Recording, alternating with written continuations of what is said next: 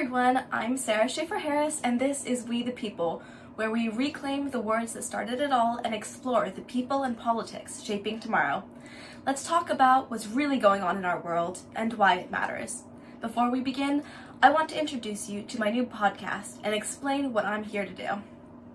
We the People is a space to talk honestly about the issues shaping our generation, from women's rights to politics to identity, and make them easier to understand. I started this because I believe everyone has the right to an educated opinion.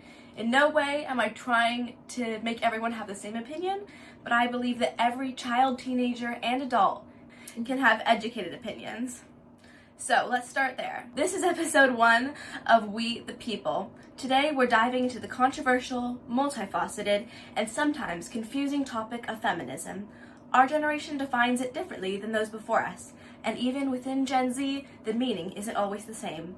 So today we're going to be unpacking and making sense of what feminism means in 2026.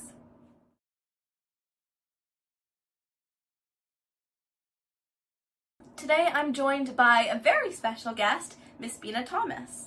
Hi everyone, I'm really excited to be here today. Feminism is a really important topic for me, and I'm really glad we're able to cover it today.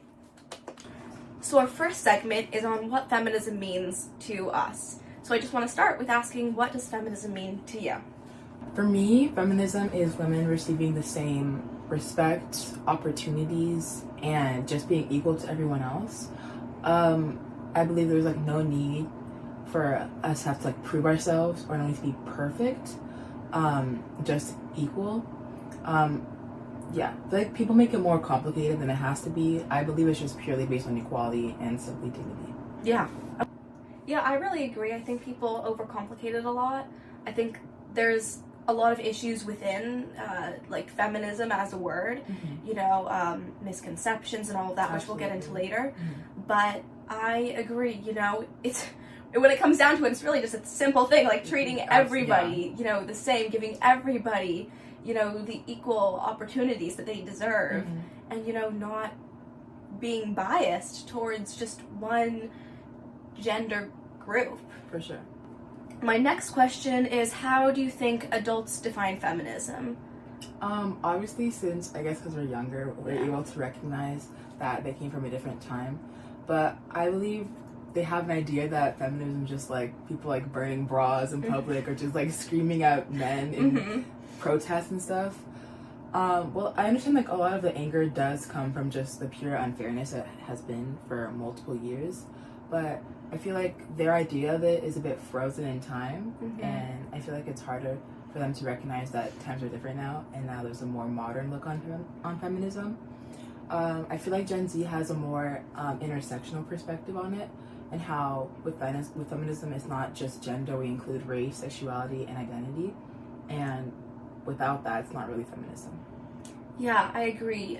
It reminds me of, whenever parents say when I was your age I was never on screens or whatever, or you don't need to be on your screen that much, and it's just showing that times change, times are different, and feminism needs to evolve with our evolving society. Absolutely. And with our change in time, for instance, in the boomer generation, I think feminism was a lot about laws, voting rights, all of the basic rights that I think a lot of people, take advantage of now.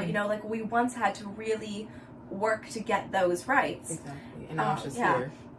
Exactly, but that was kind of feminism in that generation, and then it moved to education rights and kind of breaking the gender bias. That's kind of the millennial, Gen X, breaking the bias that women don't really go to college and all of that.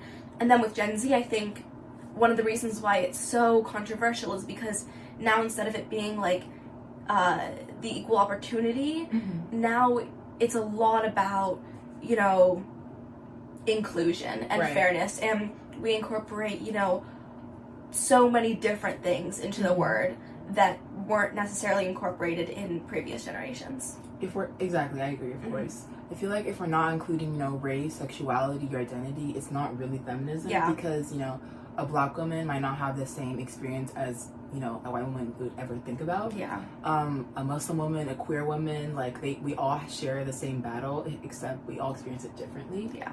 But that's like just a huge part of feminism in our generation that I think is not explained well, and that a lot of people don't understand. So I really want to bring that part to light.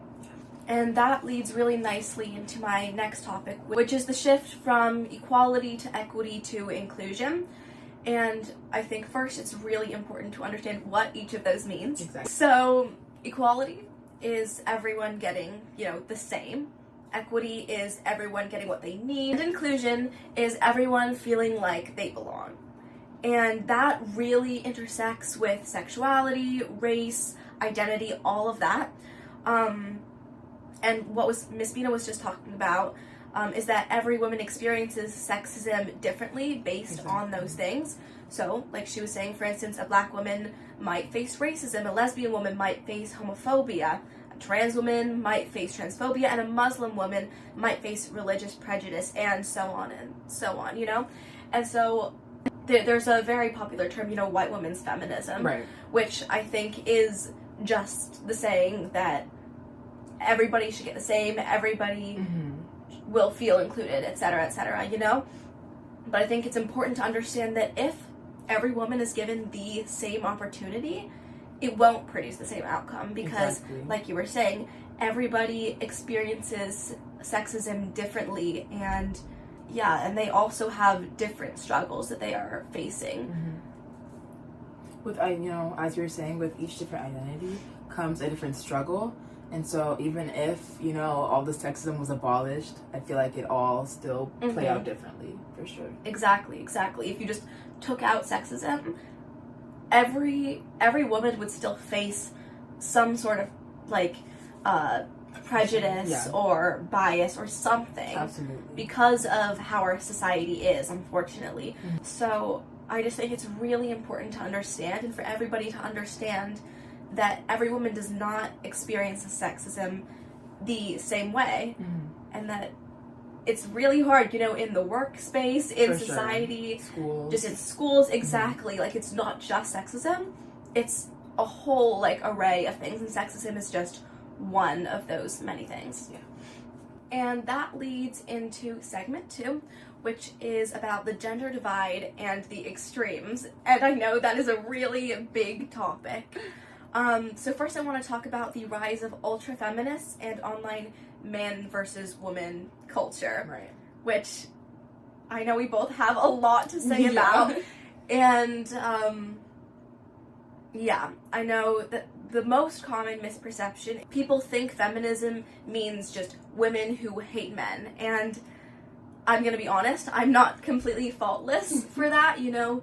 I believe that a lot of men have done a lot of things that make us rightfully cautious around them and rightfully, you know, anxious when we are around men, and so I don't want to discount, you know, every woman's you know, feeling around that, because, you know, it is really easy to feel really uncomfortable around men and to kind of say, like, oh my gosh, I hate men, you know, but that is not what feminism is. That is just a personal bias and a misunderstanding of how society kind of works.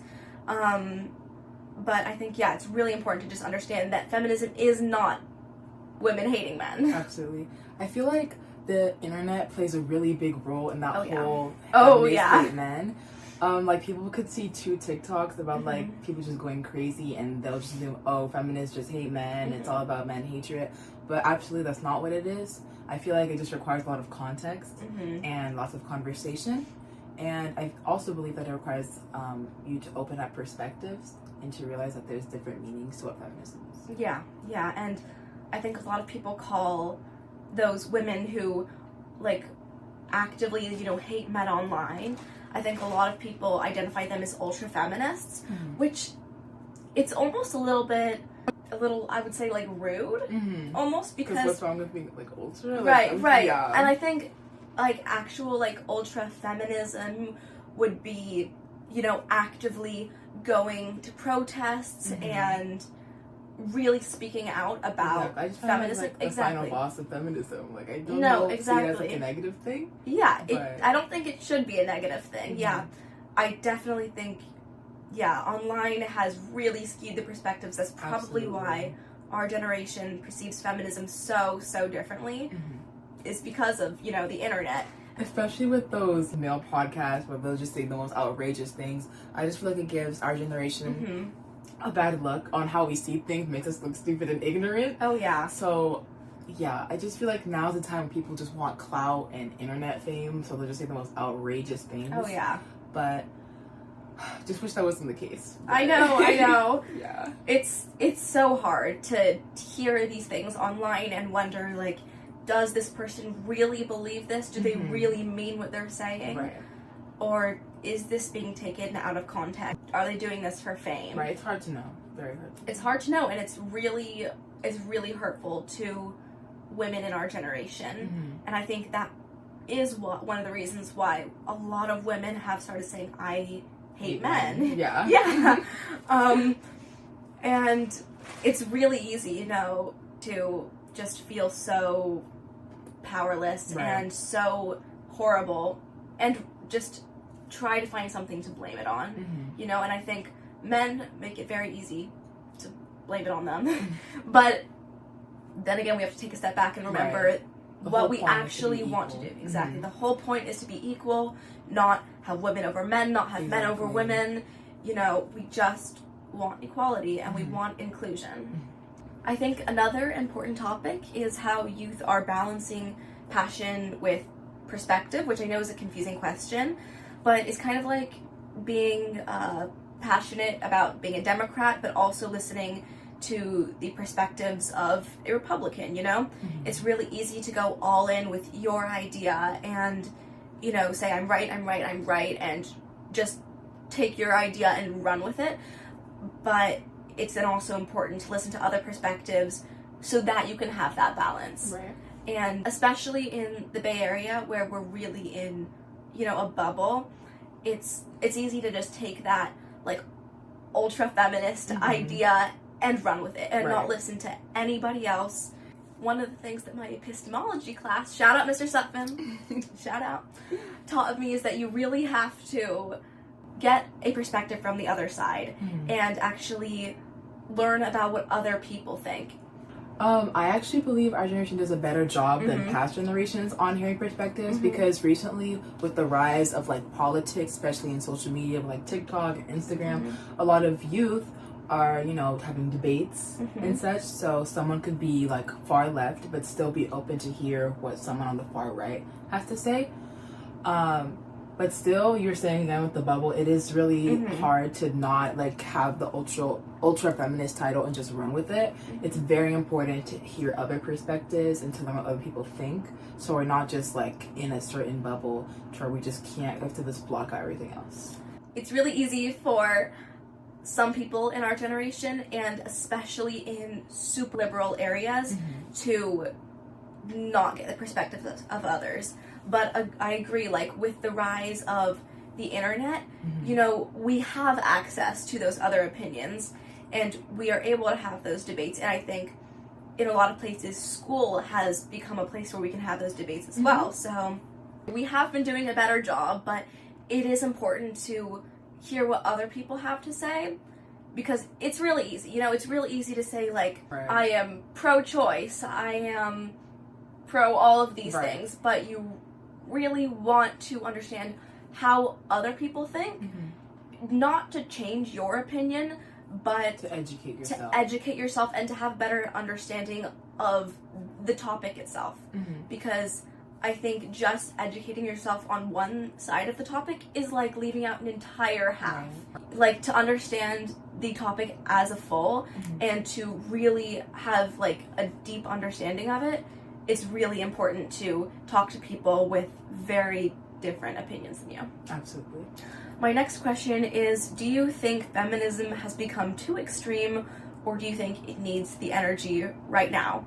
Okay, I'm gonna say a little bit of both. I think the extreme part is coming with how much the internet exaggerates things and how everything's just taken way out of proportion. However, with how, things are going on with the administration right now, I absolutely do think we need that sort of energy right now to really prove our point, to protest, to plaster all over social media, to spread our points. Yeah, the next couple of years will definitely be really interesting for women. Yeah. Hopefully it goes well. Hopefully it goes well, but... Oh, it's so scary. It's funny. No, it's actually scary. But, yeah, hopefully it goes well. I believe if we keep on putting out the energy that we are right now, hopefully it'll be just fine. Yeah, I think the way I think about it is, with the overturning of Roe v. Wade and with a lot of online, anti-woman things going on, I think we do need this extreme. And I agree that I think online does blow things out of proportion and almost takes feminism in a negative way sometimes. Yeah. But I think we, as a country, have taken a few steps backwards, unfortunately. For sure. And, especially with our president. So especially with that, I think we do need this kind of extreme motivation, and I think that the protests and this show of feminism across the states, it brings women together in a time that I think a lot of our rights are being stripped away and a lot of things are being said about us that are just awful and horrible and really hurtful and painful, and it sometimes feels like the government is against us and the people who are supposed to be watching out for us are against us. So it's so easy to feel powerless, and I think that the extremes or the motivation that we're feeling right now is a good thing because it brings women together in a time that a lot of them feel so alone. I agree. I believe that when such powerful people are against us and are trying to take our rights away, it is very important that we women come together. So to at least put the message out there, I don't know how much we can do to stop, an entire government. Yeah. We can definitely try. Oh, absolutely. It's, there's that feeling when you go to protests or, when you do these things like this podcast, there's this feeling I am making a difference, even though it might not be on a large scale, even if it might it's something not make a visible difference, it makes you feel like you're trying at least. And I think that's just so important. Yeah. Okay, our next question is, why do you think some men feel so threatened by modern feminism? Okay, I'm just gonna say for a long time men had control over most things, which is I'll say job opportunities and other things. So I guess when they're noticing those things are being fought to be on the same level, I guess that's how they see it as threatening. But really, that shouldn't be a thing in the first place. I feel like we should have been equal to begin with. So, yeah. Yeah. I think also what we talked about a lot with the rise of the internet and the women hating men, all of that, I think that is very threatening to men, and as it should be. I think when people are actively hating on another group of people, of course they're going to feel threatened, and I think that's why this online women versus men culture is so problematic, because it actively makes men feel threatened and turns them against us. And again, I've had conversations with guys, and I think I have been very threatening, and I have been very me versus you, know, instead of trying to just explain. But I do feel like our online negative culture has caused a lot of men to feel very threatened, and I think that's bad because we need everybody on the same side. Right. We and the need... whole point is to bring us together. Exactly. And to The be whole equal. point is to bring us together, not to drive us apart. Right. And I think that that's probably why a lot of guys feel so threatened. But in a later episode, I will definitely have some guys on to talk about this so we can actually get your guys' real opinions and feelings on the matter. And our last segment is about redefining feminism. And my question is, if you had to define feminism for our generation, what would you say? And what does real equality look like for you? To define feminism for our generation, I would definitely use the word inclusive, because compared to like in the past when it was more focused on gender, I believe now we live in a time where we consider race, sexuality, and identity. And I feel like that is really important so we can understand and acknowledge every woman's perspective on things. Yeah, and I really like the word you used, acknowledgement, because I think, you know, feminism really is acknowledging each other's struggles and, you know, helping each other through the different struggles that we face. And yes, I want inclusion, and yes, I want equality, Right. but I do believe that we are a long way from that. For sure, especially if we took a step back. Especially because we took a step back. So I really think that just the acknowledgement of all of our different struggles and trying to be together, at least, you know, sharing like our womanhood and our girlhood, you know, Right. I think that is really the first step in redefining feminism. And ultimately, there is no single way to define feminism, but it is rather a conversation that keeps changing and evolving based on the dynamics of every generation. And I think that's why it's so important to keep talking and to keep discussing, Right. you know, as our generation moves forward and as our politics change. Because the number one most important thing is to keep speaking up and sharing stories, because that's really how change starts. Right. So that's it for episode 1 of We the People. I'm Sarah Shaffer-Harris, and let's keep talking about what matters.